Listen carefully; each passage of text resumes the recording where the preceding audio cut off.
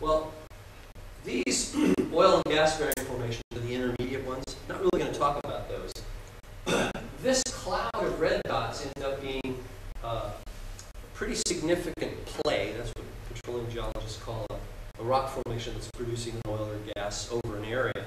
This is an unconventional shale gas play. Anybody heard about any of that that's going on in this country right now? There's a big, big explosion because of technologies that are allowing for the extraction of natural gas from shale formations.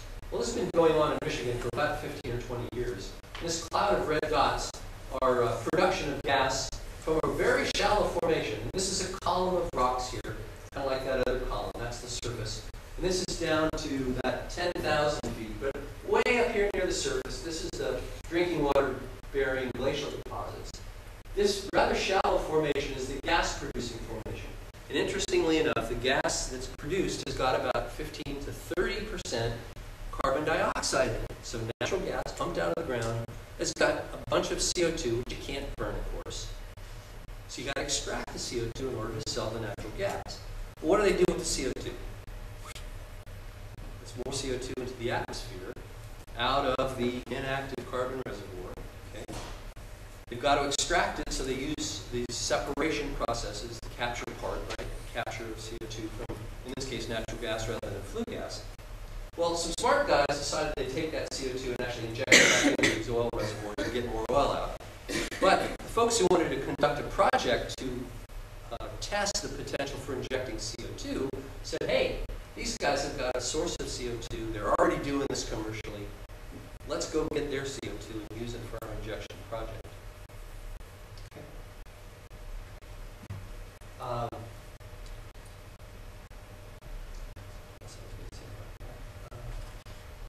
At any rate, it's a ready source. Oh, I know. What I was going to tell you is that if you go to Praxair, which is a commercial gas company, that'll come with a big tanker truck and give you natural gas, or give you various gases, nitrogen, and blah, blah, blah. They charge you $100 a ton for CO2. So you want to inject 1 million tons of CO2 to see if you can do that? That's $100 million of shooting stuff underground. Okay, so the point is that having a ready source of CO2 that's going up in the atmosphere anyway makes this a very desirable place to conduct such an experiment. All right, well, this is the shallow injection zone from that previous image here. And these are actually the oil reservoirs that most of these wells, see, we piggyback on existing wells. This is the oil reservoir down here.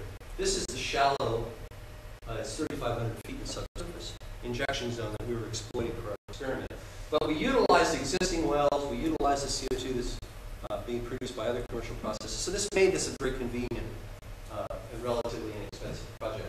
Now this is a bunch of geology mumbo-jumbo, a bunch of wiggle lines on a trace. When we drill a borehole, we don't take samples. Okay, it's way too expensive. We lower tools and make remote sensing measurements of the rock formations. And guys like me decide what those rocks are. This is the glacial drift. It's at about 600 feet. The injection zone is about 3,500 feet. So we got, nearly 3,000 feet. Okay, mostly of very impermeable rocks. But in this case, one little tiny injection zone. And this is a more detailed portion of this log, right? This is depth versus various measurements of rock properties. So we've got this one little area down here in this borehole, about 70 feet thick, at almost 3,600 feet.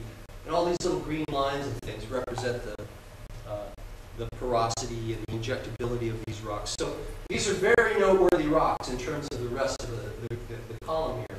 And the farther that these lines are over to the right, the less likely these rocks are to be able to transmit fluids. So we've got excellent confining zones up here and a very nice injection zone down here. Okay? Now I'm going to skip a bunch of geology. I've given this talk to geologists. They get real excited about all this stuff. I'm not going to talk anything about these things. We use this kind of remote information. If you see these little blue portions of this log, again, this is depth versus various information.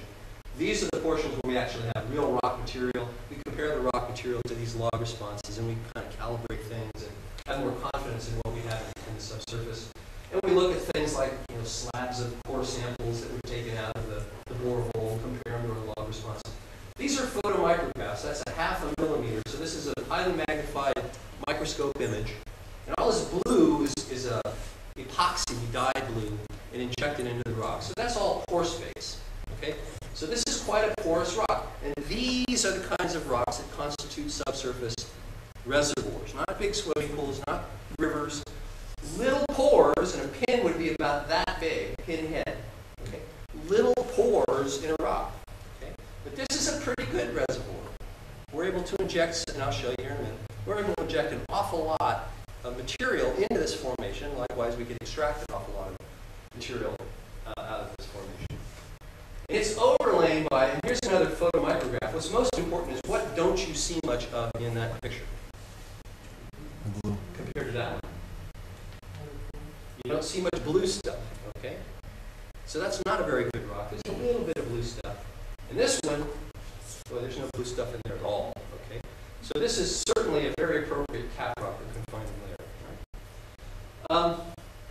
Again, in the interest of time here, we can use these rock properties using numerical models to predict how the formation will take CO2 under certain pressure. In other words, we put a pressure head on the injected CO2.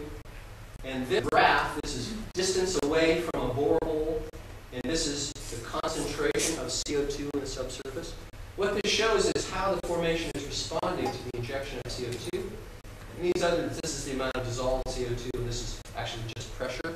But what we use this rock information for is to actually make predictions using real numbers. Okay?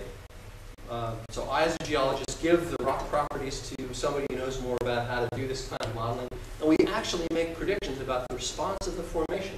And what's important here is this is 500 feet away from the borehole. 10,000 tons of CO2, which isn't very much really, was injected into this borehole in 20 days, and that's how far away it got from the borehole. Less than 500 feet. Okay.